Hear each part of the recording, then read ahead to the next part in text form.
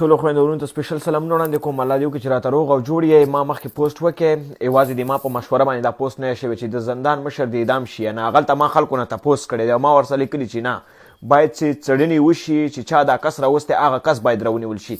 اوس د زندان د لورې چې کوم مشران دي ما ته ډېر زیات اخطارونه راکول کېږي چې دا پوسټ هم ډیلیټ کا چې تا چا در سره دا مشوره کړې هغه کس موږ ته په ګوته کا او تا خو موږ هسې هم وجنو. د خدای ظالمانانو چې دا دونه افغانان شهیدان کېږي چې دا زه پکې شهید شم نو کوم شی کې کومه دنیا ورانېږي. ما خو درته ویلي که نه چې زه همیشه حق وینا کوم. زه ښه ډېر افغانستان ته درځم، ښه ډېر درځم، ننګرهار ته درځم، کابل ته درځم. ګورې انډیا پورې تاسو لاس رسېږي، هر ځای کې تاسو لاس رسېږي چې څه کولی شئ لاس آزاد. زه د افغانستان د مظلوم ملت غږ همیشه اوچتوم، دا مې درله ویلي. ما ته پته ده چې ننګرهار ته کله درشم په دې سر به مې ولی، که تاسو مې ونه ولی پګړۍ والا مې ولي، ځکه چې زه حق وینا کوم تاسو دواړه ما ختموئ. ما درته ویلي ما یک دلته مې هم ختم کوئ، دلته ما ختمولی شئ. ما ته پته ده هر ځای کې تاسو لاس رسېږي. ما درته ویلي که نه چې دغونه ساره کېږي که نه لږه ساره کېږي که نه، قسم په خدای حق وینا کوم. دا نه چې ما ته به د کورنۍ خوا نه کوم مشکلات نه، کورنۍ ته مې هم ویلي چې دې کاتو کې به ما سره کار نه لري، چې حق وینا کوم. که ما ملاتړ کولی شئ کور هم ودان چې ملاتړ مې نشئ کولی بیا ما سره کار مه لرئ.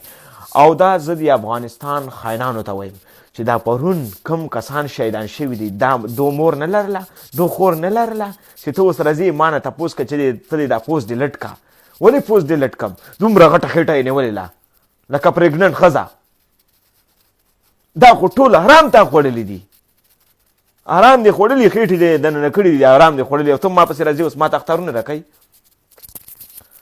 زه بله خبره درته وکړم، زه افغان یم. وا دې اورېده؟ افغان. او افغان دنیا کې چا نه ډارېږي. نو ته پکې د کوم باغ مولی راغلی چې ته دې رئیس یې او که د هر شی چې ته ما ته اختارونه راکوي او خلک پوه کوي. ما دې ویلي که په کرکټ کې شي، که په سیاست کې شي، که چا سره ظلم کېږي، که کوم غریب سره ظلم کېږي، کوم د غریب اواز اوچتو، زه همیشه ولاړ یم ورسره. دا ویم زه کوم داسې غټ سړی نه یم، عادي انسان یم.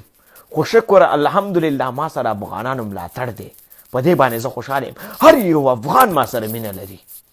دو ته بیا هم زه وایم په خوږیاړو وزیرو کې مې کور شته دی، که څه کولی شئ راځئ راپسې.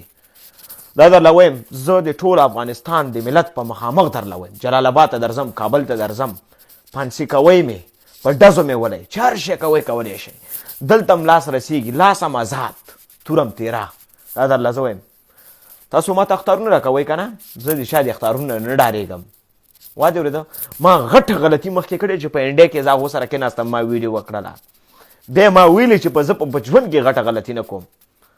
لکه هلته ما خپل افغانستان خرڅ کړی، ما تون حالت په ځان هلته ویلی دی چې زه هغو سره کېناستم، پیسې ما نه وې اخیستې، خو هلته دې ما په افغانستان باندې کرکټ باندې زړه درد وکړې. هلته ما غلطي کړې وه چې هلته هغو کې جرم یې کړی و، بېرته زه راپاڅېدلم ما هغو سره کېناستم ځکه چې خپل مرګ باندې وډار شوم. تون حالت ما هلته په ځان باندې ویلی دی، سوچ مې پسته کړی. د هغې نه وروسته ما ویلي دي چې زه به حق وینا کوم، خو تاسې حق وینا به کوم که نه چې دا سر مې ورباندې زه کومه به د ټولو افغانانو خویندو ورونو نه مننه څوک چې د ما ملاتړ کوي، چې د ما ملاتړ نه کوي زیړې کوي که نه بیا هم ته نه مننه، کور هم ودان. دا غریب ملت دی، څونه شهیدان موږ ورکړل، دوم خور لرله، دوم مور لرله. دا خو نه چې ته په حکومت کسې خېټه دې غټه نیولي، پیسې رشوت خورې، کسان دې قتل کېږي او ته ما ته راځې بیا ما ته هم اختارونه راکوې، نور افغانانو ته هم ورکوې. ویډیو مې درپسې وکړه چې څه کولی شي توره یې زیره. ما دې اورېده؟ خدای په امان.